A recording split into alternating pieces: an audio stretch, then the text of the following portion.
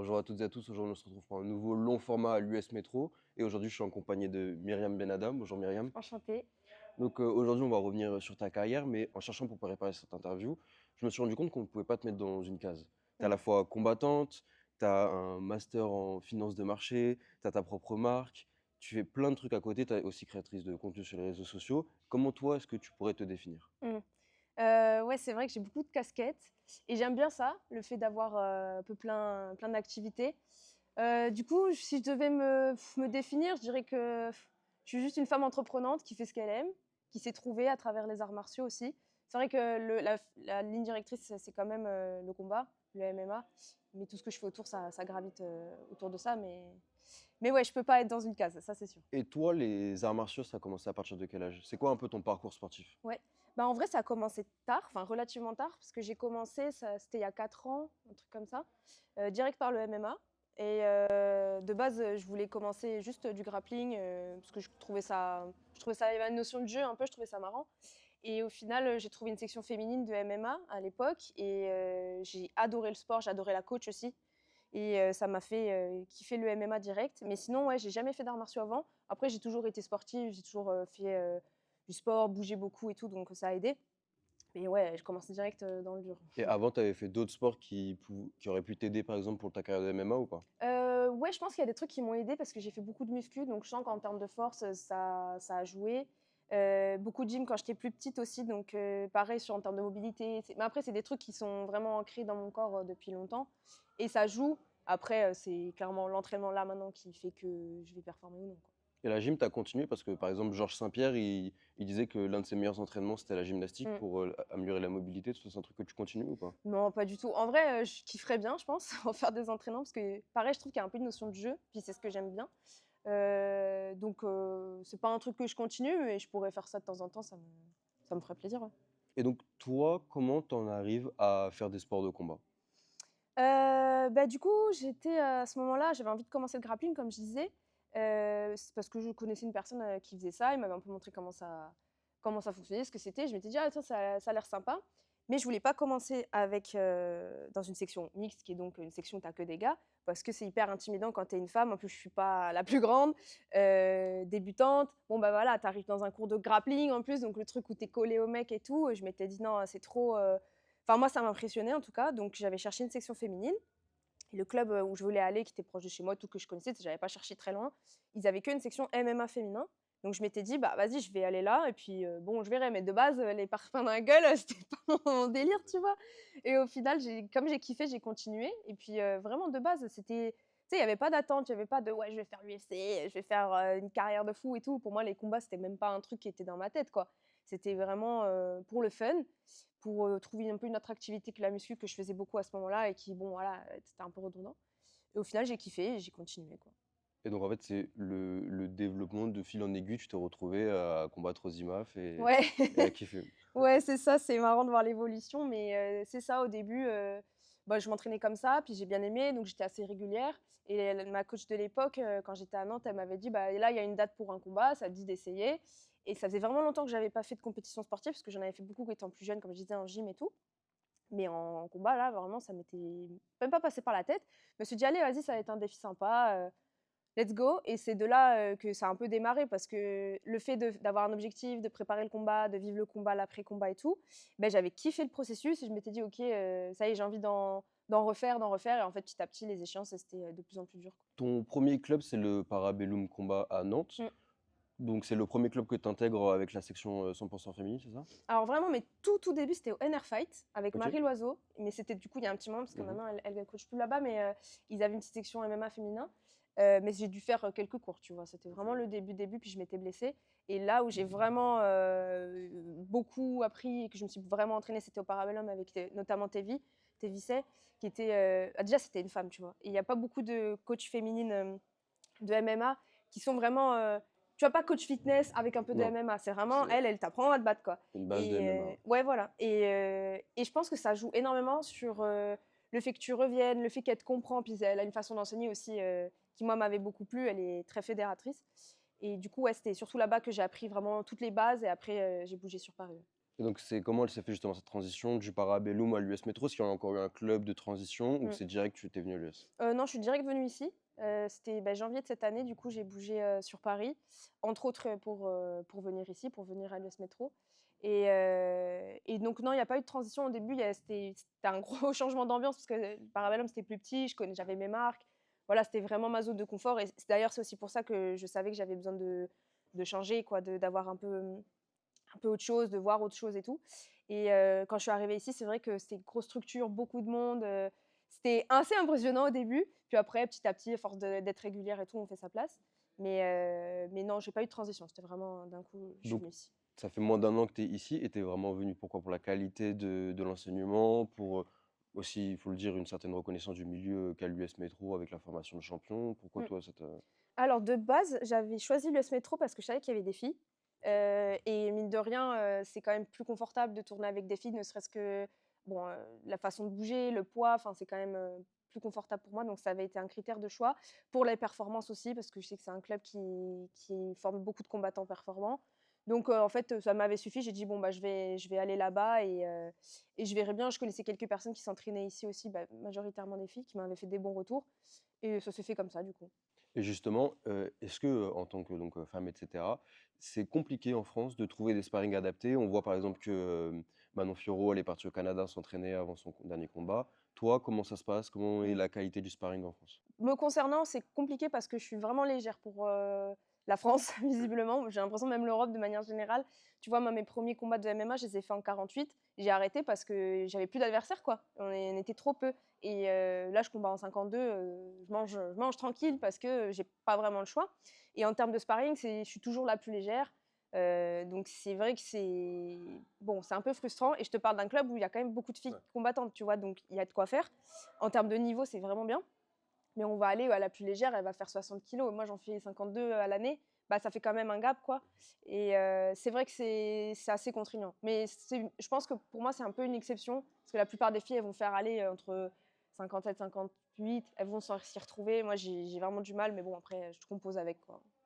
Et justement, on en parlait avant, est-ce que c'est pas souvent tu réaffrontes les mêmes personnes en compétition en France? Est-ce que Mm. c'est pas trop contraignant au niveau de la prise d'expérience et cetera? Surtout qu'en amateur, en général, on essaye d'affronter le plus de profils variés pour se Mm. préparer, justement au monde professionnel? Ouais, ouais, bah, c'est vrai que ça arrive que j'affronte, plusieurs fois les mêmes filles. Donc bah, c'est vrai que c'est un peu frustrant parce que même pour elle, je pense qu'elle a envie, d'affronter quelqu'un d'autre. Au bout d'un moment, on se connaît quand ça fait 3 fois qu'on s'est affronté.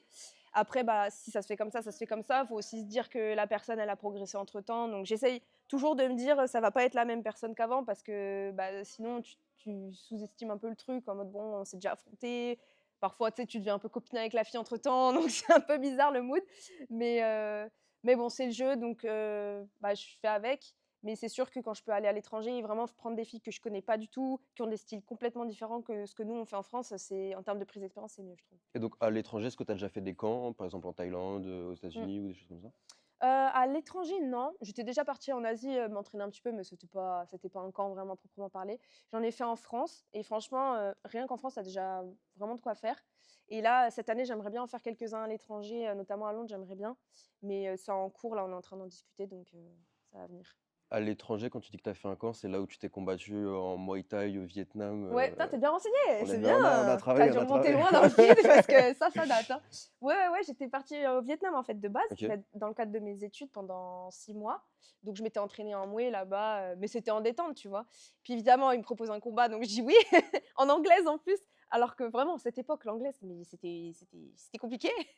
Et j'avais fait le combat, c'était trop bien. En vrai, c'était grave marrant. Bon, j'ai perdu, mais Ouais, c'était l'ambiance, elle avait l'air, assez cool. C'était 3 fois ouais. 2, il me semble, donc Je sais même plus, tu sauras mieux que moi, putain, ouais, c'est 3 fois franchement. 2. Mais ouais, c'était sympa et après je devais combattre en Mouais justement, mais je m'étais blessée à la cheville donc j'avais pas pu continuer, j'étais rentrée en France, avant.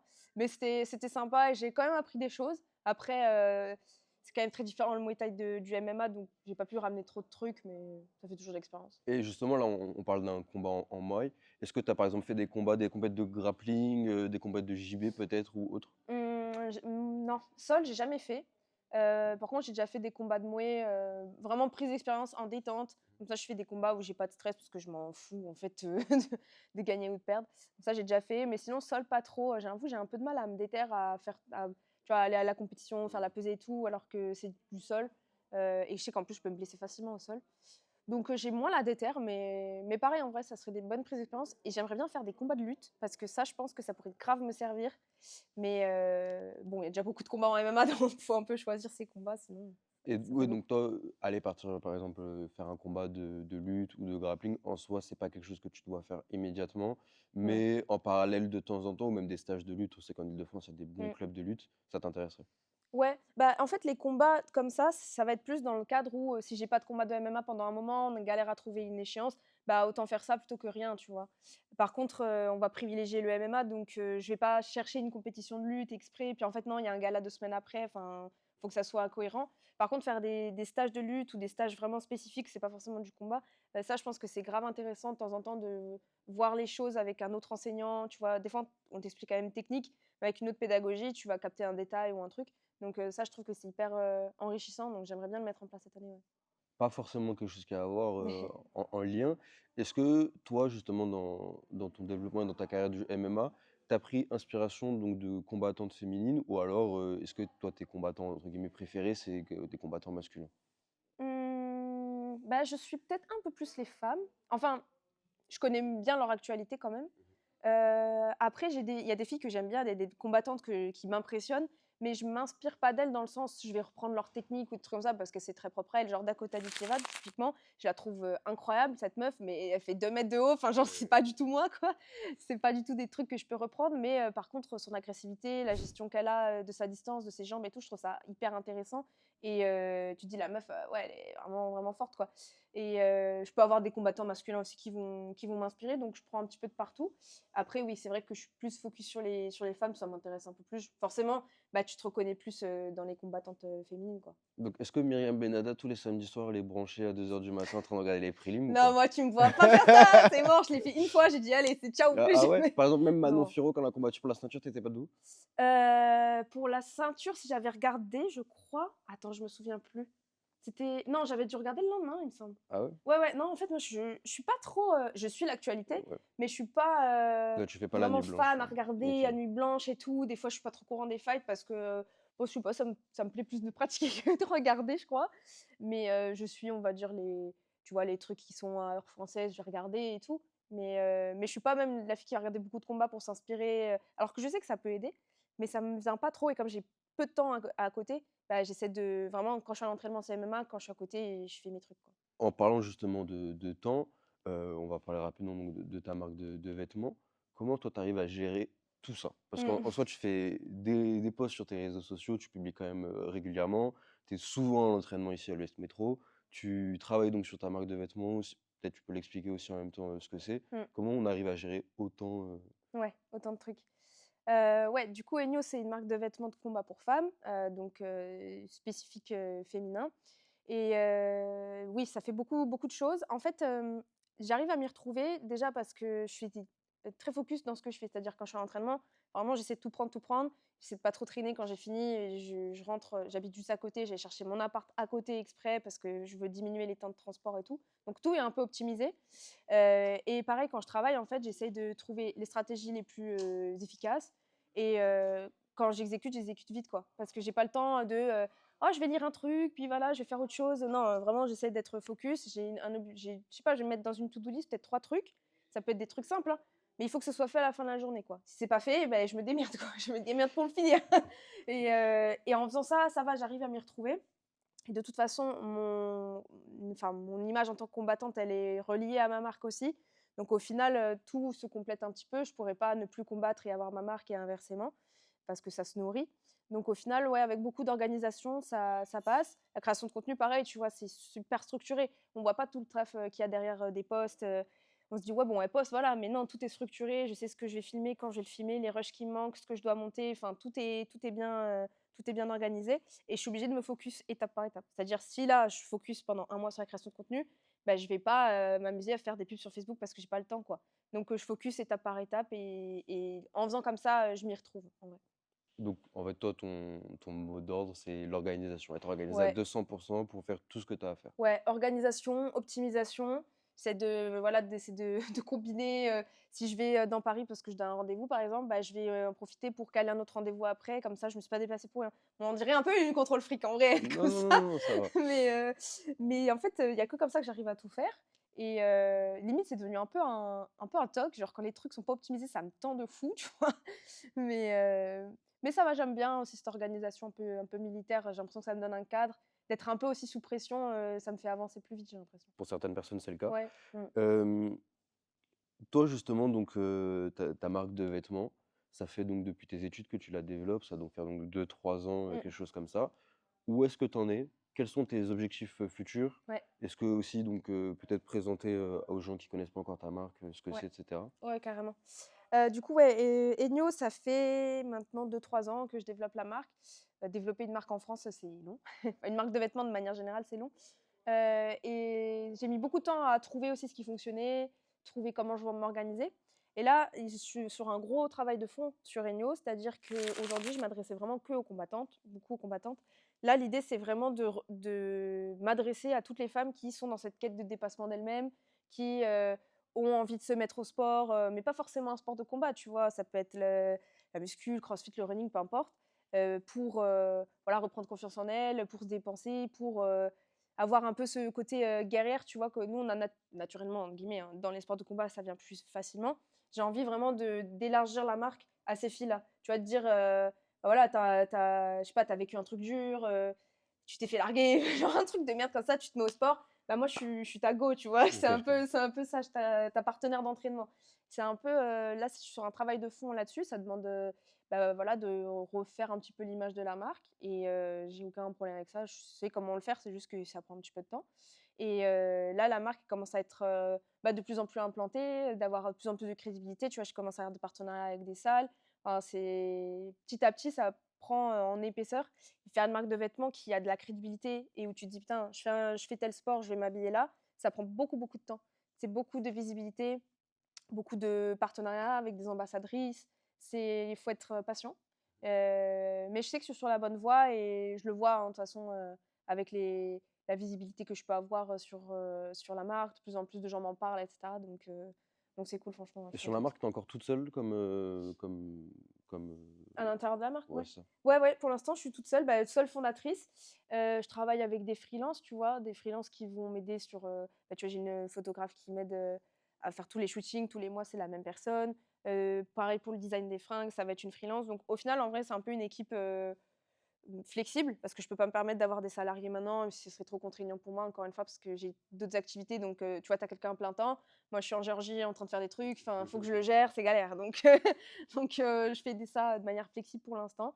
Et franchement, ça se passe bien. Je m'entoure aussi pour être coachée, du point de vue business, parce que souvent, l'entrepreneuriat, hein, comme tu peux te lancer maintenant très facilement, tu vois, tu as un ordi, tu peux te lancer, Mmh. bah, tu as tendance à avancer seule et tu sais que tu dis que c'est normal. Alors qu'en vrai, moi, à chaque fois que j'ai été accompagnée, ça m'a grave, grave aidée.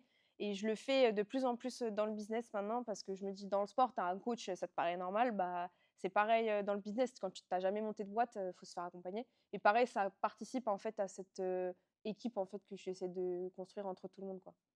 Toi, ta formation, donc tes études, parce que je rappelle, tu as quand même un master en finance, tu viens donc de Audencia, qui est l'une des meilleures écoles de commerce. Mm. Est-ce que ça t'a aidé à développer, justement ta boîte? Ou pas Pas, trop? non, Pas trop? franchement, non, parce que ce que j'ai appris concrètement, ça a aucun rapport avec ce que je fais maintenant.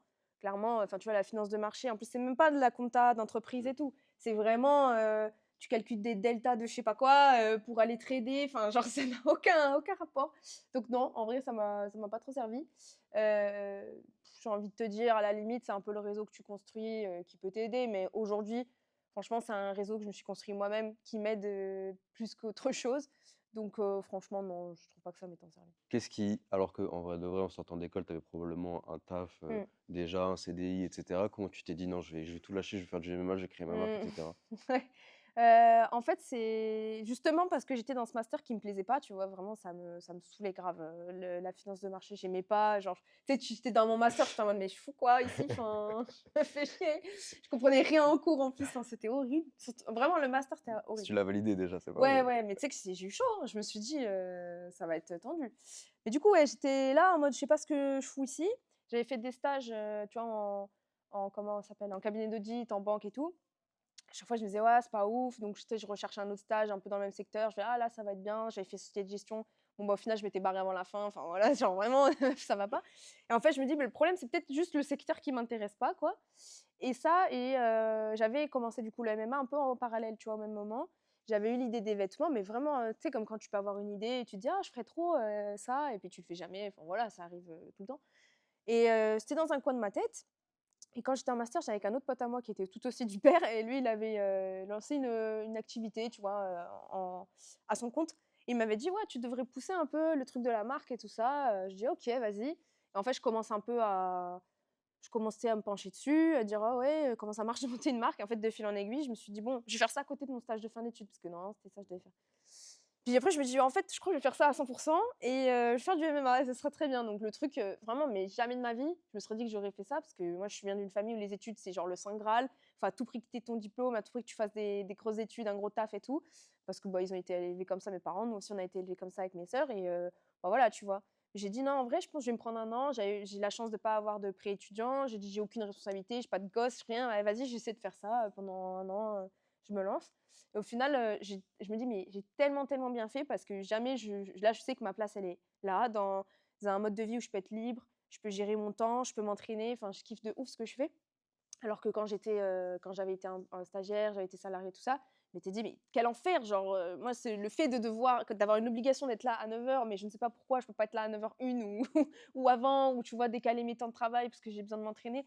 Moi, ça me rendait zinzin de fou, tu vois? Tu fais du présentéisme et tout. Non, franchement, je sais que c'est pas mon truc et au final, ce master, tu vois, il m'aura tellement saoulée que ça m'a poussée, en fait, à faire ça. Ah, ça Donc t'a poussé. Et comment justement, toi, tes parents, ils ont réagi quand t'es mmh, arrivé, tu leur as dit au dîner de famille, là, ouais. c'est bon, je veux devenir combattante de MMA. Ouais, bah, les combats, ça arrivait plus progressivement parce qu'au début, enfin, je comptais pas du tout, tu vois, passer pro et Oui, tout. Même quand j'avais fait mon premier combat, moi, je m'étais dit: «Ouais, je vais faire des petits une combats petite comme ça», compète de temps en mais temps, ouais, quoi. voilà, vraiment pour moi, les combattantes pro, c'était mais un truc de fou, genre, Mm. voilà, c'est un autre monde, quoi et donc c'était encore un peu en cours de construction, les pauvres, mais du coup, je leur ai dit ça, ma mère, elle avait trop peur parce que, tu sais, en plus, c'était fonctionnaire, donc laisse tomber, tu vois, il faut un salaire fixe qui tombe tous Ouais, les je capte, mois, je sinon capte. c'est oh là là! Donc moi, grosse peur. Mais bon, après, j'ai dit: «Bah, je vais faire ça, tu pas trop le choix». Mon père, ça allait, il m'a soutenue quand même parce qu'il comprend mieux, ce côté-là, un peu prise de risque et tout et mais bon, en vrai, ça va. Ils ont été quand même cool. Je sais qu'il y a des parents, ils peuvent vraiment être en mode, «Non, non, il faut que tu fasses ça». Ils sont pas du tout de ton côté. Dès que tu leur parles de tes projets, voilà, ils comprennent pas et tout. Alors des fois, même s'ils comprennent pas le délire, ils respectent et ils m'ont jamais, tirée vers le bas, tu vois? Mm. Donc ça Ils ont va. toujours été là, quand même, à t'accompagner un Ouais, c'est peu. ça. Forcément, il y a des moments où ils ont dit: «Mais pourquoi tu gagnes pas d'argent? Genre, on a Il payé 50 000 € une école de commerce et tu gagnes pas de thunes, genre, c'est n'y a pas pas de possible». rentrée d'argent, là, c'est Ouais, bizarre. voilà, genre il y a des moments où ils se disaient quand ils bah, c'est long, tu vois? Quand je disais de créer une structure et tout ça et il y a des moments où ils doutent et même moi, il y a des moments où je doute, c'est normal, tu vois? Je peux pas leur en vouloir. Mais ils ont jamais, dit vraiment là, «Faut que tu arrêtes», ça va, Mm. j'ai eu de la chance. Et toi, où est-ce que tu te vois, comment tu te vois, que ce soit au niveau donc, de ta carrière de combattante Mmh. et même au niveau de ta marque dans, on va dire, trois échéances, 3 ans, 5 ans et 10 ans? Oh purée! Ouah, ça fait beaucoup! Ça fait beaucoup. Ouais, je sais pas, bah, alors j'ai pour le combat, dans la logique, dans 3 ans, j'aimerais bien être passée pro, Ok. alors je sais pas si ça sera dans 3 ans, avant, après, je sais pas trop, mais j'aimerais bien quand même parce que j'ai 25 ans quand même, Mhm. donc je peux pas non plus trop, trop tarder. Puis chez les féminines, ça va quand même un peu plus vite aussi parce que tu as moins de filles sur le circuit. Donc j'aimerais bien, voilà, être passée pro, et puis faire mon petit bout de chemin, en pro. Et tu m'as dit, 5 et 10 ans? Mhm. Entre 5 et 10, je vois pas énormément de diff. Mais ah si, peut-être dans c en Dans, dans dans 10 ans, tu as 35 ans, du coup. ouais, oh my god! Waouh! À 35 ans, c'est souvent aussi synonyme de fin de carrière ou Ouais, ouais, ouais, de carrément. descente. Est-ce que toi, tu as déjà pensé à un après, par exemple, all-in sur ta marque, Mmh, ou alors toi, tu dois peut-être coach, ou alors pas mmh, du tout parce que coacher, c'est vraiment pas ton truc. ouais, bah, dans 10 ans, j'aimerais bien déjà avoir de l'argent. Première chose, parce que ça va de galérer, mais à payer une MMA League, mais je commence un peu à en avoir marre là. Non, j'aimerais bien avoir de l'argent, avoir bien développé ma marque, que vraiment ce soit une référence, qu'elle soit, à l'international, tu vois? Que ce soit un peu rodé, d'avoir une Mm. équipe et tout, ça serait vraiment cool et en vrai, coacher, bah, je le fais déjà, en vrai, je kiffe trop de ça. J'aime bien, transmettre ça Et si je pouvais, tu vois, avoir des premières filles qui combattent, que j'ai formées et tout, ça serait un accomplissement de zinzin. Et un truc qui me ferait grave rêver aussi, ce serait d'avoir ma propre salle, brandée du coup, par ma marque, tu vois? Vraiment, une salle de MMA, pas que féminine, hein, il y aurait mixte, avec une section féminine, ma marque et mêler un peu tout ça, tu vois? Tout un écosystème, qui me ressemble. Et ça, je kifferais trop. J'aime bien les business physiques aussi, mais ça demande grave de l'argent pour le faire. Après, même si c'est pas dans ce milieu, franchement, j'ai plein d'idées de business qui m'intéressent. Je OK. suis intéressée par beaucoup de trucs. Ouais, entreprendre, à Ouais, fond, entreprendre, continue, OK. ça me fait vraiment kiffer. Et j'ai plein de projets qui m'intéressent, qui me feraient que j'aimerais trop lancer. Même des marques de fringues autres que celles que j'ai, bah, j'aimerais trop les lancer parce que j'aurais beaucoup de savoir, tu vois? Oui, tu Beaucoup as déjà une d'expérience. base, de ta marque. Ouais. Do et toi, tu as déjà passé, par exemple, les diplômes et cetera pour devenir coach ou là, tu restes quand même concentré que sur ta carrière? Ouais, non, là, c'est que ma carrière parce que passer tous les diplômes, ça Ouais, c'est long. prend ouais, ouais, c'est long, ça prend du temps, c'est chronophage de fou. Pour l'instant, je veux pas du tout que ça soit mon activité principale. Je fais ça, tu vois, à côté. C'est plus quand c'est des partenariats avec ma Mmh. marque qui inclut le fait que je fasse un cours, Ouais, un cours de bah, temps en temps, ouais, voilà, je le fais. Mais tu vois, je veux pas, être coach et faire que ça parce que, c'est pas pareil, c'est un mode de vie où déjà, tu es beaucoup au service de la personne et tu dois, tu sais, un peu vadrouiller entre toutes les salles et tout et moi, c'est pas trop un truc qui me fait kiffer. J'aime bien le faire de temps en temps et vraiment pour un public féminin parce que j'ai l'impression de transmettre un peu tout ce que ma coach Tévi, elle m'avait enseigné et tout et de transmettre un peu cette vision-là, donc ça, je kiffe. Mais j'aime trop aussi être derrière mon ordi dans un café, OK, ouais, en train de travailler, faire mes trucs et tout. Ouais, ouais, tranquille. j'ai vraiment, plusieurs casquettes et j'aime bien jongler, entre aussi. Toi, ton académie, ton gym, tu aimerais le créer sur Paris, à Nantes, autre part en France? C'est une bonne question parce que, sur Paris, je pense que c'est quand même l'endroit où tu as le plus de D'opportunités? potentiel, d'opportunités, bien sûr. Mais, moi, je me vois pas vivre sur Paris, plus tard, tu vois? Dans 10 ans, j'ai envie d'être dans le sud, au soleil, d'avoir une grande maison, enfin, tu Ah, vois? J'ai envie d'être un peu plus confort que ouais, dans un que 2 sur pièces Paris, ouais. serré, tu vois? Donc, je sais pas, après, tu vois, c'est un truc qui pourrait se franchiser, enfin, Oui, bien sûr, tu peux vraiment voir loin le truc, donc je sais pas, mais je sais que je retournerai vivre dans le sud, à un à moment un donné. moment ou un autre. Ouais, ouais. Moi, je pense qu'on peut commencer à parler donc des IMAF. Lors des IMAF, on se sent comment? Mmh. Comment on se dit: «Là, on est dans un hôtel», en plus pour expliquer, lors des IMAF, vous êtes dans un hôtel où il y a que les combattants, il est Mmh. réservé aux combattants et cetera. Dans un vlog, tu disais que justement c'était une ambiance, de guerre quoi. Tu sentais ça allait bagarrer. Ouais. Comment on se sent lors des IMAF? Comment on se sent dans l'hôtel, dans la préparation avant d'entrer dans la cage? Ouais. Ouais, ouais, ouais, il y a une ambiance vraiment particulière parce que, bon, déjà, tu es parti, tu sais, tout le monde a son survêt avec son pays et tout, donc tu as un peu ce truc de se regarder un peu comme ça. Mais en même temps, ça fait un peu ambiance, village olympique, tu vois? C'est-à-dire que tout le monde est là pour combattre, tout le monde est en mode sport, enfin, je sais pas, moi, j'ai bien aimé un peu ce mood-là, un peu, «Ah, on va se taper», genre, tu sais, tu l'excitation un peu. Moi, j'ai bien aimé. Peut-être qu'il y a des gens qui ont pas aimé parce que, bah, ça peut être un peu anxiogène forcément. Tu sais, tu croises des filles, que Ouais, tu vas affronter, au self quoi, ouais. tu vois? Ou Donc que tu as déjà affronté ouais, et ouais, ouais, c'est un peu chelou. Il y en a une casa, je faisais que la croiser tout le temps au self, mais tout le temps, c'était un truc de fou. J'ai dit: «Mais oh, c'est pas vrai, elle me colle au basque ou quoi?»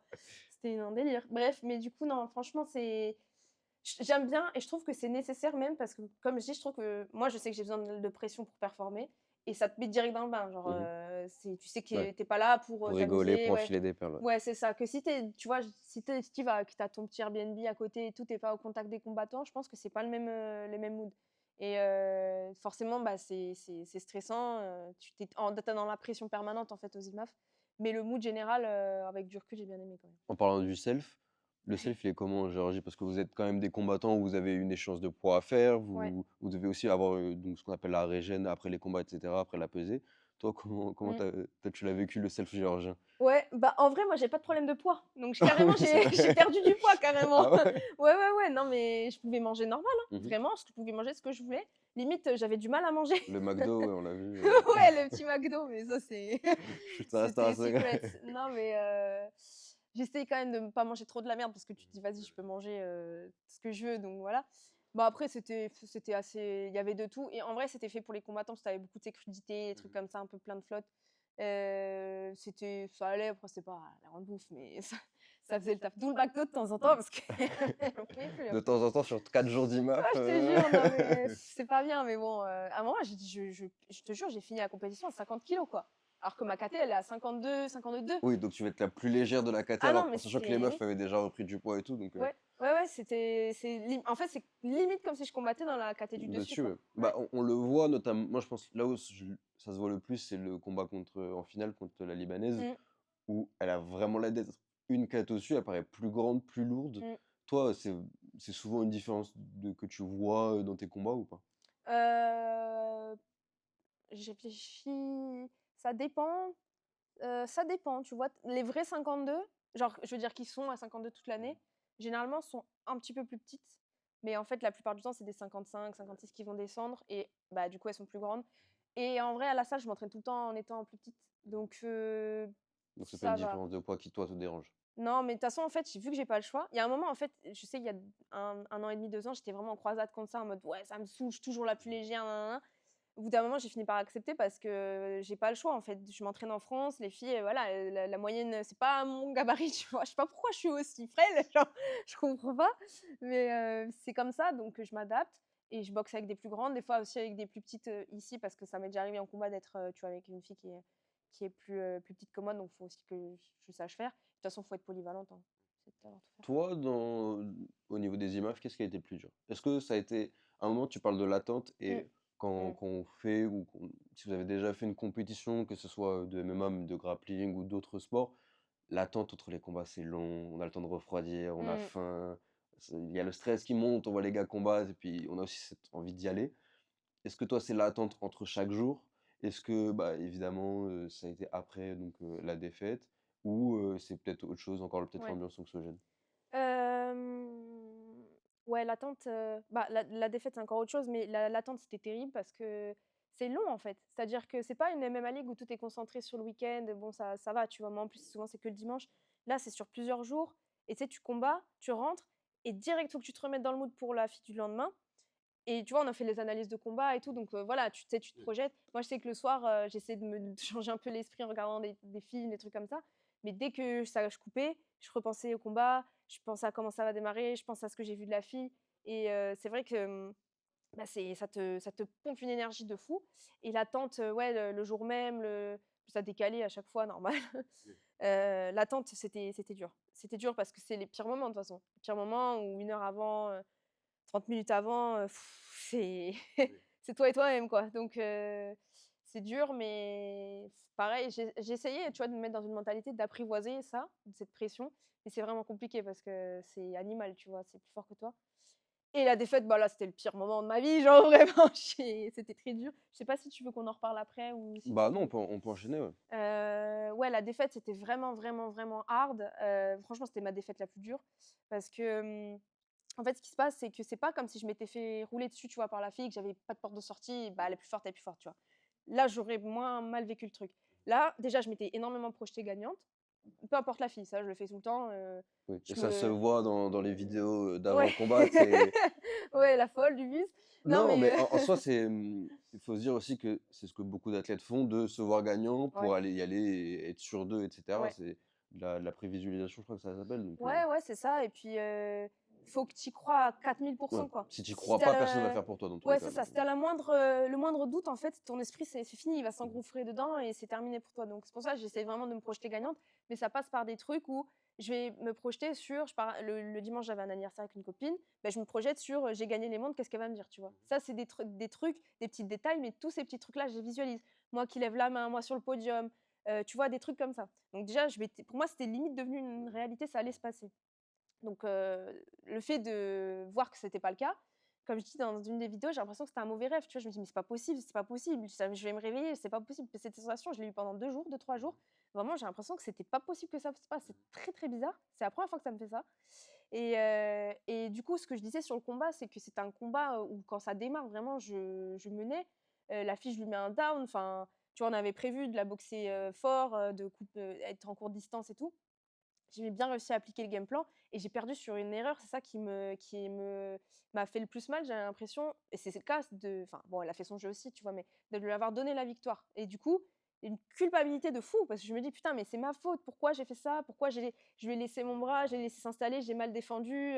tu vois, je commence à me refaire le combat, à dire: «Putain, mais ça se trouve, j'aurais pu tenir», alors que j'ai encore mal au bras maintenant, tu vois? Oui, J'aurais pu tenir, il la restait une marge, minute, elle était bon. vraiment bien mise. Ouais, ouais, il était bien mis, c'était fini pour moi, tu vois? Et je me dis: «J'étais con, j'aurais pas dû, aller dans sa garde», alors que mon coach m'avait dit: «Tu vas pas dans sa garde fermée». Je galérais un peu à passer sa garde et recomposer bien. Et heu et du coup, ouais, c'est cette sensation, tu vois, de l'impression de lui donner la victoire. Plus tu tout de suite, on amène le podium et tout, bah, c'est dur, tu vois? Tu pas le temps de digérer ton seum, que tu es déjà sur le podium, c'était horrible. Je m'en suis voulu pendant un bon moment. La sensation de décevoir, tes proches et tout. Enfin, en plus, je savais qu'il y avait de l'attente, que les Mmh. gens, ils regardent, les finales, des mondes, normal. Et j'ai vraiment eu l'impression de décevoir, décevoir. Et du coup, c'était trop bizarre parce que les gens me disaient: «Bravo pour ton titre, bravo ce que tu as fait et tout». Mais j'étais là: «Mais je comprends pas pourquoi on me dit bravo», genre, moi j'étais en mode: «Mais non, mais ça va pas là, genre, ça va pas». En plus d'avoir perdu sur ça, d'habitude le sol c'est mon truc. Quand je suis debout que la fille elle est au sol, jamais je me fais avoir d'habitude. Toi, quand même, tu as Voilà. eu le temps de relativiser et de dire qu'en vrai, être la deuxième meilleure fille du monde en moins de 52 kilos, c'est pas mal ou pas? Ouais, si maintenant ça va. Maintenant ça va? Ouais, après je pense que, tu vois, j'ai une prépa mentale qui m'a aidée sur ces mondes. Elle m'a dit: «Quand tu perds, c'est comme un deuil en vrai. Tu passes par les mêmes étapes. Au début, c'est déni, donc le rêve, tout ça, machin. Après, c'est frustration, tristesse, colère, puis après tu commences à accepter et après ça va mieux». Et c'est vraiment ça, tu vois? C'est vraiment ça. Surtout qu'il y a le côté un peu deuil du titre parce que je voulais le titre quoi, normal. Et donc il y a le temps qui fait son œuvre en vrai. Le fait que voilà, j'ai quand même fini deuxième alors que j'ai fait tous les tours, alors que les autres filles non, hein, je Oui, dirais. tu en as eu un de plus, Ouais, il faut j'en le ai eu dire. un de plus. J'ai fait tous les tours, j'ai fait des grosses perfs aussi. J'ai fait des trucs que j'ai jamais fait avant, tu vois, dans mes combats. C'est Oui, pas même comme la si finale, en plus, comme tu l'as dit, tu l'as down, donc tu ouais, étais voilà, c'est la première vraiment fois de bien, ma vie quoi. que je fais ça, Ouais, tu vois? Je t'ai dit: «Mais waouh, ce truc de fou!» un banc enfin, d'amateurs et tout, c'est bien de fou. franchement, ça fait grave plaisir. Et quand j'y repense à ça, j'ai repensé à mes combats, la mentale et tout, je me dis: «J'ai vraiment bien progressé». C'est pas comme si j'avais gagné en bloquant le jeu, tu vois, pendant tous les rounds. Et donc les perfs que j'ai faites, elles m'ont quand même, enfin, j'ai relativisé là-dessus. Je me suis dit: «Bon, c'est bien, j'ai quand même géré». L'entourage aussi, l'entourage, il joue à mort. Franchement, j'ai tellement, tellement de chance. Je suis trop, trop bien entourée, que ce soit ici au club, que ce soit mon copain, tu vois, qui m'accompagne, bah, sur toutes mes échéances, qui est beaucoup, beaucoup là pour moi. Enfin, vraiment, j'ai trop de chance. Et ça t'aide, tu vois? Parce qu'il te rassure de fou. Tu lui dis: «Mais meuf, ça c'est très bien ce que tu as fait». Ça et puis le fait aussi de revenir à l'entraînement, tu vois? Tu reviens à l'entraînement, tu dis: «Bon, en vrai, la vie elle continue, Ouais, ça enfin enchaîne, voilà», quoi. tu vois? Ça reste Une qu'une nouvelle défaite. échéance et cetera. Ouais, voilà, donc au final avec le temps, en vrai, tout passe. Et aussi je me suis dit: «Bah, tu sais quoi? Au moins ça va me servir de leçon sur cette défense», mais aussi de manière générale à pas, tu vois, laisser la personne s'installer, tu vois? Moi, j'ai tendance un peu à faire ça parce que je me dis: «Ouais, je vais arriver à sortir et tout». Non, non, non, c'est mort, elle tire plus le bras, c'est fini, tu vois? Ouais, je comprends. Donc du coup, en vrai, ça va, avec le temps. Tu finis par accepter, mais c'est vrai que c'était vraiment, vraiment dur, les premiers jours, c'était dur. La question de santé mentale, justement, tu l'as évoqué, elle est très, très importante. Est-ce que ici à l'US Métro, vous avez une prépa mentale, directement? Est-ce que toi, c'est quelque chose, que tu as à côté de l'US Métro, directement Mmh, à l'US Métro? Comment ça se passe, toi? mmh. Bah, du coup, moi, ma prépa mentale, je l'avais, avant d'intégrer déjà le groupe élite, où tu peux justement avoir une prépa mentale à disposition. Pour les amateurs, sinon c'est plus à eux d'aller, trouver s'ils ont besoin. Et moi, c'était une personne que j'avais rencontrée, dans un stage de MMA justement. J'avais bien kiffé. Et au final, elle m'accompagne même sur d'autres trucs maintenant. Et elle est vraiment, vraiment top. J'avais jamais fait de prépa mentale, c'est un truc qui m'effraie un peu. Parce que je me dis, je sais pas s'ils viennent pas dérégler des trucs et tout, mais en fait pas du tout. Elle est vraiment, vraiment bien. Et c'est un gros soutien, tu vois, dans ces moments-là. Pendant tous les mondes, elle m'a envoyé plein de messages, on s'est appelés et tout, donc ultra important parce que tu vis des trucs vraiment, ultra forts. En plus, pendant les IMAF, c'est encore plus exacerbé parce que tu as beaucoup de combats et tout. Donc non, c'est grave important, c'est hyper important, ouais. Donc toi, c'est, quelque chose donc que tu préconises à tous les combattants et combattantes d'avoir au moins, quelqu'un, pour préparer, le mental? Bah, je sais pas si ça convient à tout le monde, ce format. Je pense que c'est quand même un truc où il faut se pencher dessus. Parce que comme je dis, c'est des sports qui sont durs pendant la compétition, mais pendant la prépa aussi. Pendant la prépa, tu doutes de toi, enfin, tout le monde passe par là en vrai. Et moi, je sais que ça m'a aidé à moins, tu vois, me dénigrer, moins me dire: «Ah putain, c'est de la merde ce que je fais, c'est de la merde tout le temps», mais en fait, tu pas, tu vois? Si tu es tout le temps en train de te dire que ça va pas. Ça m'a beaucoup aidé là-dessus. Et je pense qu'au-delà de gagner ou perdre, ça t'aide à gagner en sérénité. Enfin, moi, c'est un peu ça que j'ai ressenti. Donc franchement, ça vaut le coup d'essayer, si tu es un combattant qui tu des mecs qui sont ils avancent, ils Oui, ont pas trop de problèmes. direct. Voilà et tu as des combattants où voilà, il y a plus de doutes et tout et faut pas avoir de problème, moi je trouve que c'est comme un coach de prépa physique, Oui, quoi. un Donc nutritionniste, il faut l'avoir, ouais, c'est dans ça. son catalogue. Si tu veux performer, c'est ce qu'il faut. Quel serait, toi, le conseil que tu donnerais à tous les combattants, combattantes qui aimeraient faire les IMAF d'ici 3 ans? Bien se préparer, bien préparer les défenses de clé droit. Ne L'armbar, faut faire gaffe oh les gars. putain et je suis traumatisée, je peux plus trier ce truc. Ah ouais, Heu, l'armbar, tu as plus fait depuis? bah, en fait, on travaille ça justement en ce moment. Mais tu vois, dès que je suis dans la garde Ça, c'est service, je suis dur, là: ça, c'est dur. je revois le truc, je dis: Va mettre le bras au travers, «Ah faut ouais, faire gaffe. putain, trop le seum». Mais bref, non, en vrai, s'ils veulent faire les IMAF, bah, en vrai, il y a pas trop de secrets, faut travailler, travailler, gagner les France, avoir des victoires, pas se laisser impressionner par la compétition parce que c'est quand même les IMAF et tu peux dire: «Waouh, c'est un truc de ouf». Enfin, tu vois, moi, avant, de faire ça, je voyais les gens qui allaient aux IMAF comme limite des surhommes parce que je me dis: «Mais putain, mais tous les jours, ils font des Ouais, combats, enfin, c'est un truc ça de enchaîne fou». pas mal, le format est quand même assez dur, Ouais, ouais, ouais, je m'étais dit: «Pour moi, c'est le format, le plus dur que tu puisses faire». Ça, je le pense quand même encore, aujourd'hui parce que franchement, je pense que alors, j'allais dire même en pro, c'est pas aussi dur. C'est différent parce que c'est pas les mêmes, enjeux, mais là, je trouve qu'il y a rien de plus dur que de faire ça. bah, mentalement, si vous perdez au premier round et qu'après vous devez rester encore les Ouais, quatre c'est cinq ça. jours et regarder vos gars combattre et tout, c'est très C'est compliqué, compliqué, il hein. faut se rattacher un peu à l'équipe dans ce cas, tu vois? Mais c'est vrai que c'est bon, c'est dur, tu vois? C'est dur, voilà. Mais ouais, non, en vrai, il y a pas trop de secret, il faut s'entraîner dur, être humble, pas se dire: «Je vais faire les IMAF alors que j'ai pas le niveau». Enfin, c'est pas sans prétention, tu vois? C'est vrai que c'est un truc qui est dur à c'est dur d'accéder là, il faut gagner sa place et moi, c'est ce que j'ai fait, hein. Je me suis pointée ici, personne me connaissait, j'ai travaillé dur et au final, on a fini par me dire: «Ah ouais, t'as ta place», tu vois? Et puis tu as même une Mais photo maintenant sur le mur ouais, carrément. la grosse tête. Donc mais tout ça, je l'ai fait en fermant ma gueule, en me pointant à l'entraînement, en m'entraînant. Avant, je venais le soir, mais je venais même pas le matin, c'est le matin, c'est vraiment les entraînements compétiteurs et du coup, bah, personne me connaissait, tu vois? J'étais personne et c'est juste en voilà, tu t'arrives, tu travailles, les coachs, ils le savent très bien. Ils voient bien quand tu es quelqu'un de régulier, quelqu'un qui a du potentiel aussi, mais au-delà du talent, moi, j'ai zéro talent. C'est juste que je me suis pointée et que j'ai fait le taf et en vrai, c'est ce qu'il faut faire, être régulier, et pas trop être, je trouve, pas trop être focus sur que l'objectif, que les IMAF, mais te dire aussi que c'est tous les jours apprendre, tous les jours te former, être curieux, voilà, vraiment profiter des entraînements, être, faut pas rechigner à la tâche. Si tu dois répéter 50 fois un drill, beh, c'est chiant, mais il faut le faire, tu vois? Donc voilà. Beaucoup de gens le disent et moi, mon coach, personnellement, il me le dit à chaque fois: «Aller en compétition, ça vaut, 100 entraînements». Grave, ouais. Alors 5 jours de compétition, vous Ouais. enchaînez les combats. Est-ce que pour toi, tu t'es sorti des IMAF et tu t'es dit: «C'est bon, là, j'ai pris du niveau de fou»? Ouais, franchement, j'ai eu cette, sensation.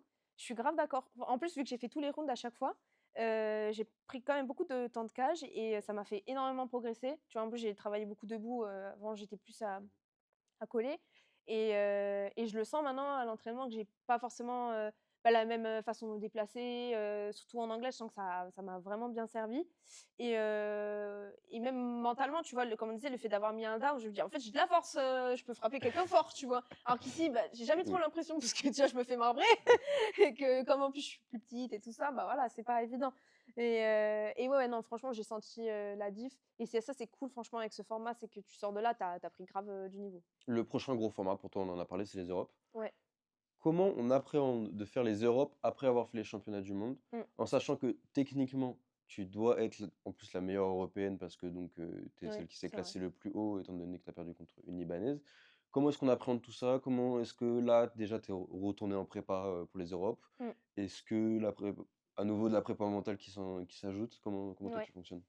Ouais, du coup, effectivement, c'est un peu particulier vu qu'on fait d'abord les mondes puis les Europes. En vrai, en termes de niveau pur, je pense que ça changera pas grand-chose. C'est juste que c'est pas les mêmes pays, donc peut-être pas les mêmes, styles, voilà. Mais bah, après ça se fait comme ça. C'est vrai que d'avoir fait direct les mondes, moi, ça m'a un peu, impressionnée, Ouais, tu c'est un step, ouais. ouais, voilà, tu passes des France au monde, c'est OK, bah, Ouais, let's go, tu d'un vois? petit Mais gymnase ouais, c'est ça. Moi, à j'étais habituée au Géorgie, truc, bon. ouais, même à Ligue au fond de Ouais, la ouais. France, bon. Mais non, du coup, bah, ça se fait comme ça, donc je me suis adaptée et là, aux Europes, bah, j'espère que ça sera différent. Bah, de toute façon, ouais, je pense que ça le sera vu que Kazakh, Liban, Angola, ça, je verrai plus. Donc ce sera d'autres filles et ça, c'est vraiment trop bien. C'est vraiment bien. En plus, il y avait une Espagnole que je voulais affronter qui est pas tombée dans ma poule, donc si elle s'inscrit enfin, si elle le fait, ça serait cool et du coup, bah, je sais pas comment me verront les filles, tu vois, mais si elles trouvent mes combats, tout ça, je pense qu'elles vont avoir un peu peur ou en tout cas se méfier de moi, mais se méfier de ma boxe, je pense. L'avantage, c'est que je suis quand même, très complète et que je pense que je peux être surprenante, tu vois? C'est-à-dire s'il faut boxer, je peux boxer, s'il faut lutter, je peux lutter, s'il faut faire du sol, on peut, enfin et ce qui fait que je suis pas, je suis assez libre dans ce que je peux faire, ce qui est vraiment bien. C'est plus compliqué à prévoir du coup pour, les adversaires que j'aurai. Mais sinon, ouais, je suis contente de faire ça. Là, on n'est pas encore en prépa spécifique pour les Europes. Là, on fait du travail de fond. En plus, il faut que je me soigne mon bras parce que j'ai encore mal, que je me suis pas soignée bien évidemment, donc je vais arrêter de faire la con et prépa mentale, je pense que je vais reprendre aussi, parce que ce sera d'autres enjeux. Tu as toujours d'autres sources de pression, et on commencera ça quand ce sera le bon moment. Est-ce que donc toi, tu as la pression, en sachant qu'en vrai, techniquement, tu pars un peu favorite Mmh. sur ces Europes, sans vouloir te partager le Mmh. quoi. Est-ce que toi, tu te dis, là, faut que je carbure, faut que je performe, Mmh. ou pas forcément, tu prends justement plus à contrario en tant que compétition où on va aller prendre à nouveau de l'expérience, Mmh. etc. Non, non, franchement, je le vois en mode faut que je performe. Déjà parce que je veux l'or, parce que là, ça m'a foutu trop le seum de pas repartir avec l'or, donc j'ai dit: «Bon, par contre les Europes, là, c'est bon, c'est pour moi» et aussi, je trouve que justement, là, je suis passée un peu de l'autre côté. Mhm. Avant, personne m'attendait, jamais Oui. on aurait mis une pièce sur moi et là, je suis passée un peu de l'autre côté et c'est une autre forme de pression. C'est, bon, maintenant que tu as fait vice-championne du monde, faut que tu gagnes les Europes, tu vois? Alors faut pas que tu te loupes et c'est encore autre chose. Moi, je crois que je préfère la position de challengeuse que, tu vois, tu arrives, tu as la tu es déjà on va favorite, voilà, je cherchais le mot. Donc bon, après c'est comme ça, je vais faire le taf, mais du coup, ça va me mettre beaucoup de pression, je pense, par rapport à ça et ouais, il va falloir, performer, mais surtout, il va falloir, falloir gagner l'or. Vraiment là, c'est mon C'est objectif. l'objectif ultime. Ouais, ouais, ouais, c'est mon objectif parce que ça m'a trop foutu le seum. Donc j'ai dit: «Il faut au moins que j'ai l'or, aux Europes». Bon, bah, de toute façon, on n'a aucun doute sur le fait que tu y arriveras. Après les Europes, pour toi, qu'est-ce qui se passe? Là, en juin, on repart sur de la MMA League, ou Mmh. alors on essaye d'aller chercher un contrat dans une organisation comme l'Hexagone, comme la Mmh. RS en France, peut-être directement à l'étranger en Ouais. professionnel. Et ben, ça, faudrait que je joue avec mes coachs et ça va dépendre de comment ça se passe aux Europes aussi. Tu vois, Mhm. si je me fais éteindre premier round, premier combat, bon, voilà, on va peut-être, On va- repartir en MMA. Tranquille. Non, mais là, on aimerait bien faire plus de galas quand même parce que déjà, tu peux choisir les filles et tout. Peut-être, essayer en 48, ça serait bien, pour bien finir la saison. Après, la MMA League, c'est bien parce que ça me permet quand même tu vois, de rester active, mais comme je disais, bah, ouais, on est à court de filles, donc c'est un peu contraignant. Et pour la suite, pour l'année prochaine, franchement, ça va dépendre de mes coachs, de mes performances et on en discutera, tu vois? Ok. Mais pour l'instant, Donc pour toi, t'as pas rien d'arrêté. l'objectif immédiat de dire, après les Europes, petit post Instagram, on passe en Mmh. professionnel, on a Bah, signé un j'aimerais contrat. bien, j'aimerais bien, tu vois? Mhm. Mais je veux pas du tout me précipiter parce que c'est quand même autre chose, hein. Après, tu passes en pro, il y a plus de retour en arrière et je veux pas le faire de manière précipitée. Je veux vraiment continuer de prendre, beaucoup d'expérience et tout. Donc on verra si c'est le bon moment. Moi, je suis prête et let's go et si on doit encore un peu attendre, ça me va. Donc, tu as quand même énoncé l'idée de vouloir passer pro. En France, on a quand même une grosse question qui est l'UFC ou l'argent. Toi, qu'est-ce qui t'intéresse le plus? Tu m'as dit tout à l'heure que dans 10 ans, tu voulais avoir de l'argent. Euh, où est-ce que toi t'irais? Alors déjà, je compte pas m'enrichir avec le MMA. Ok, Je ok. compte m'enrichir avec mes business Mhm. parce que je maîtrise beaucoup mieux faire de l'argent dans mes business que dans le MMA.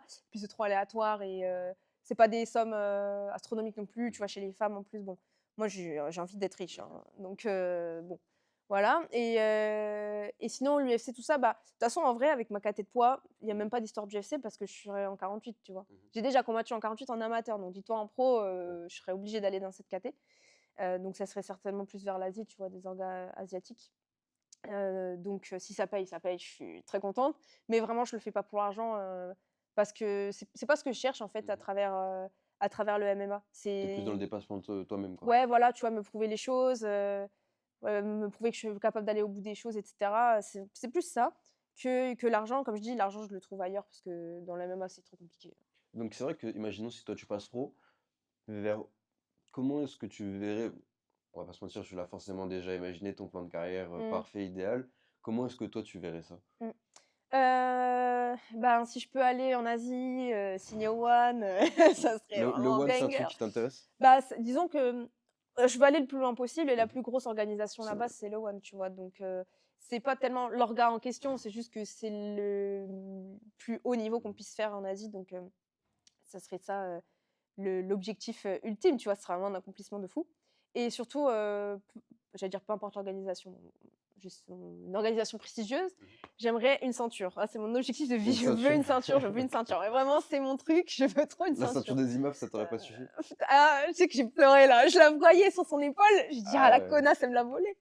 Ça m'aurait pas suffi, mais j'avoue j'aurais bien aimé.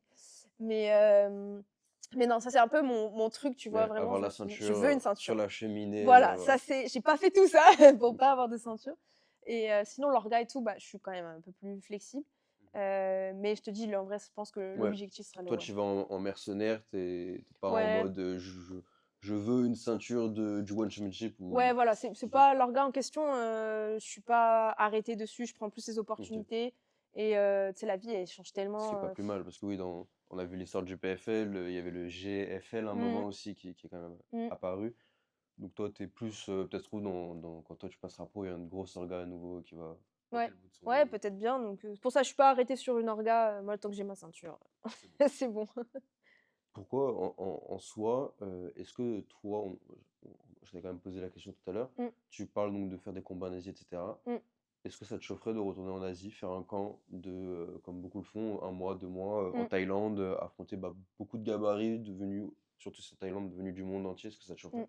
Ouais, de ouf, j'aimerais bien. Après, je pense que un mois, c'est peut-être un peu long parce que si ça dépend ce que c'est. Si c'est Mmh. un camp de MMA, c'est différent que si c'est un camp de Muay. Un camp de Muay, je pense que ça peut être intéressant, mais sur 2 semaines, tu vois? Ouais, Pour un peu en vrai, je pense que tu travailles surtout la caisse, le quand clinch. même la puissance, le clinch et tout. Mais tu vois, les coups de pied qu'on fait en Muay, on peut pas les Non, appliquer nous en MMA parce que, tu as tu les te fais balayer takedowns, quoi. voilà, tu te fais balayer, enfin, c'est pas possible.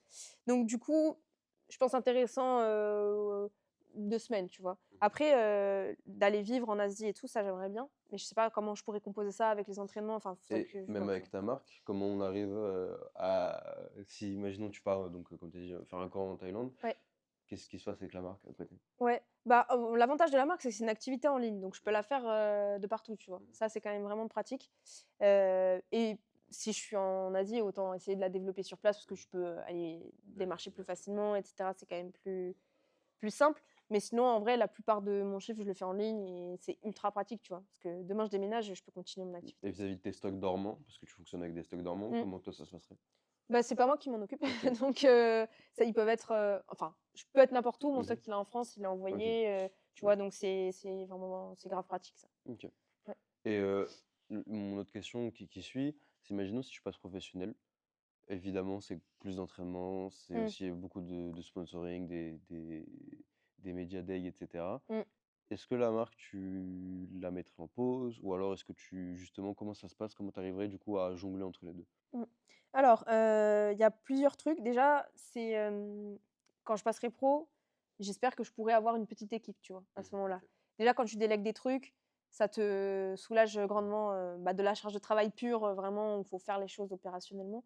Donc, déjà, il y aurait ça et en vrai, en termes de charge d'entraînement, je suis déjà quasiment comme un combattant pro. Enfin, tu vois, bah, je pense qu'en vrai, les combattants pro, ils font à peu près, notre rythme d'entraînement. On Mmh. s'entraîne 2 fois par Ouais. jour. On a la piste le samedi, enfin, je pense qu'on est quasiment on est comme des pros. En vrai, la différence, ça va être surtout, les règles dans la cage et les enjeux et l'argent, mais bien sûr. Mais du coup, ça me fait pas tellement peur, même si tu as plus de tu vois, de média day et tout comme tu disais, je pense que ça se compose bien, et l'avantage aussi de ma marque, c'est que, je peux fonctionner par drop. Je sais pas si tu as déjà vu, tu sais, tu as des Oui, marques de oui, oui. fringues, elles font des drops une fois, je sais pas, tous les mois Mmh. et c'est à ce moment-là que tu as du taf et Mmh. après Ouais, bon, c'est assez c'est chill, plus chill et moi, je vois les choses vraiment comme ça, c'est-à-dire, tout combiner droit. sur le calendrier les drops avec, les combats pour que tout soit Pour bien, avoir un bon intercalé. rétro-planning de Ouais, tout. c'est ça. Tu vois, là, je peux m'entraîner, pas chill, parce que les entraînements sont durs, mais je veux dire, j'ai pas d'échéance dans 2 Mmh. semaines, quoi. Bah, je peux un peu plus me focus sur la marque et je fais beaucoup de travail de fond, Mmh. comme ça, après, je serai un peu plus tranquille en février quand je serai en Serbie, quoi. Sur les images, j'ai oublié de te demander, on a parlé de ce qui était le plus dur, Mmh, de ce qui a été, le «plus mauvais souvenir» entre guillemets pour ouais, toi. Qu'est-ce que tu as aimé? Quel a été ton meilleur souvenir? Est-ce que c'est peut-être la cohésion? Est-ce que mmh. justement c'est toi, comme tu as dit, cette, ambiance peut-être que tu as pu kiffer et cetera? Qu'est-ce que tu as aimé? Bah, c'est l'expérience de manière générale, tu vois? Le côté, c'est vrai que le côté équipe de France, Mmh. moi, j'ai bien kiffé. Et je trouve ça moi, ça me touche de représenter, la France à l'étranger, c'est un truc vraiment qui était important pour moi et d'être là pour les autres, tu vois, tu vois tes potes passer les tours, les uns après les autres, enfin ça c'est vraiment cool, ça crée une grosse cohésion donc ça j'ai vraiment bien kiffé et puis ouais, même la vie en vrai là-bas, j'ai trouvé ça quand même sympa, tu La vois? Géorgie, c'est sympa? Alors pas la Géor enfin, je suis désolée, hein, mais voilà, Géorgie, j'ai pas kiffé. J'ai trouvé ça mais pas très Tu l'as accueillant, dit tu dans vois? une vidéo, c'est ambiance guerre, Non quoi. mais ouais, franchement, j'ai l'impression que c'était pas très accueillant. Bah, ouais, j'ai pas kiffé. Après, j'ai pas trop visité, tu vois? Mais la ville en elle-même, bon, j'irai pas là-bas en Erasmus, tu vois? Mais je veux dire la vie avec les combattants, tu vois? Avec Océane Mmh. qui était ma copine de chambre, tu vois? Bah, c'était grave sympa, on a bien rigolé, on se connaissait pas du tout avant et tu te fais des vrais potes. Donc ouais, ce côté-là et le côté entraide et humain, tu vois? Tu te dis: «Putain, si les coachs, ils sont là pour toi, ils ont fait tout le taf». En plus, il y avait Johnny, du coup, qui était là et qui m'a coaché aussi ici. Tout ce qu'ils font, tout ce qu'ils donnent pour que toi, tu brilles le Puis il y a jour un J, vrai c'est ouf. travail chaque jour entre les combats, de la Ouais, prépa visuelle, enfin de l'analyse technique de ce que va faire la combattante, comme ouais. font aussi les coachs de l'équipe de France. Ouais, c'est ça. Ils font, tous les soirs, ils regardent tous les combattants. Enfin, c'est quand même un gros taf, À la fin de la semaine, ils Ouais. doivent être Ouais, morts ouais, de ouais, ouais. fatigue. Ah ouais, laisse tomber donc c'est plus ça où tu dis: «Putain, j'ai vraiment de la chance, de vivre un truc pareil, quoi». Donc toi, ouais, c'est une chance et en vrai de vrai, la Serbie, c'est pas quelque chose, donc les IMAF en Serbie, européens, c'est pas quelque chose que tu appréhendes? Est-ce que toi, limite, tu as hâte d'y être et Mmh, hâte de pouvoir recombattre? Ou mollo quand même, on mmh, sent quand même une grosse compétition mmh. qui est là. Alors, j'ai besoin quand même d'un temps où voilà, je m'entraîne sans la pression Mmh. parce que, bah, voilà, les prépas, pour des échéances pareilles, elles sont très intenses, en termes de pression et tout. Donc moi, j'ai besoin quand même d'un petit temps. J'ai pris, tu vois, une grosse semaine où je me suis pas entraînée, enfin voilà. Là, j'en profite, comme je disais, pour faire du travail de fond. Mais j'ai quand même hâte d'y être parce que c'est mon objectif, tu vois, d'avoir l'or, aux Europes. Donc quand même hâte d'y être, mais je suis contente d'avoir du temps. Tu vois, si c'était dans un mois, je serais un peu en mode: «Waouh, enfin, faut se remettre direct dans le truc et tout». Là, j'ai plus le temps de voir venir les choses, de travailler les choses qui m'ont un peu manqué, pendant la compétition. Donc ça me fait pas peur, j'ai quand même, hâte d'y être, mais voilà, faut que je puisse prendre le temps de mettre en place tout ce qu'il faut, quoi. Tout à l'heure, tu me disais que tu es la fondatrice de ta marque et ta marque vit aussi un peu à travers de toi. Le fait d'être vice-championne du monde, ça a boosté ta marque? Mmh mh. Ouais, ouais, de ouf. Bah, en termes de crédibilité, Ouais. je vois que c'est différent en termes d'opportunités, tu vois? Même de personnes qui ont des clubs qui vont me Mmh. demander un partenariat ou des trucs comme ça, bah, ça a quand même, joué et aussi sur le réseau. C'est-à-dire que, tu vois, je fais beaucoup de sponsoring d'athlètes et tout. Bah, il y a des filles, vont jamais me répondre sur Insta, tu vois? Enfin, voilà, j'aurais beau les contacter, hein, tu vois? Oui. Et maintenant, je vois que c'est différent. Je vois que c'est différent, puis je peux connaître, tu vois, une fille qui vient s'entraîner là, bah, tiens, je peux lui parler du truc et tout.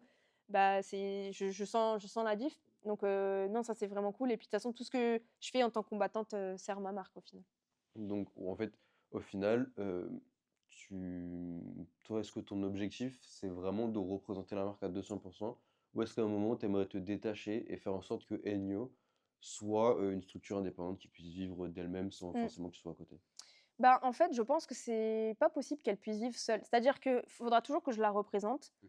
En termes opérationnels, vraiment de qui, je sais pas, programme les posts Insta, par exemple, ça, bien sûr, ça peut être quelqu'un d'autre que moi. Mais par contre, sur voilà, la communication, la représentation surtout de la marque, ça sera toujours moi, tu vois? Ça me fait pas trop sens, si ça allait plus. C'est beaucoup de personal branding, tu vois? C'est un truc qu'on dit beaucoup, mais Ouais, c'est clairement ça qui fait vendre cette marque. Pourquoi mes shorts et pas d'autres? Bah, c'est parce que c'est moi qui les ai créés, c'est ma parce que tu es marque, tu vois? vice-championne du monde, Voilà, entre autres et parce que je véhicule, je pense, hein, après, je sais pas, c'est les filles qui me regardent qui diront, mais je véhicule, je pense, une forme de nouveauté, c'est-à-dire, bah, je suis tu as des combattante valeurs aussi et qui te sont entrepreneur. propres. Ouais, voilà, c'est ça, je véhicule beaucoup, le côté, strong woman, tu vois? Mais pas chiant, genre le Mmh. truc, Oui, on l'a vu tout au long de l'interview, ouais, tu veux entreprendre et ouais. cetera, tu es une combattante, donc c'est sûr que ce sont des valeurs aussi qui Ouais, doivent c'est te ça, guider. c'est ce que je cherchais à véhiculer et tu vois, bah, là, c'est une marque de fringues, mais demain, je pourrais faire un truc qui a rien à voir. J'aurais le même, mindset que j'ai envie de transmettre et cetera. Bah, ça serait pareil. Je sais pas ce que je pourrais vendre, tu vois? Mais j'ai envie de te dire, c'est un écosystème, en fait,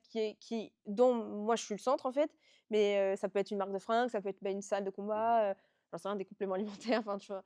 J'en sais rien, mais tout est relié, au final, à ce que je construis en tant que combattante. Tu as été championne de France de MMA. Mais toi aussi, tu es championne de France de pancrace. Ouais, putain, et non mais je sais pas où tu allais trouver On a, ça, on a hein. travaillé, on a travaillé. Donc, championne du monde, c'était vice-championne du monde, championne de France de pancrace et championne de France de MMA. Ouais. Est-ce que, même si tu as quand même assez mal vécu la défaite en finale des Mmh. IMAF, est-ce que ça reste ton meilleur souvenir dans le monde du MMA? Ou Ou alors le fait d'être champion, peut-être il y a même un autre combat où tu as tellement surdominé que ça t'a fait kiffer, c'était ouais. peut-être devant ta famille.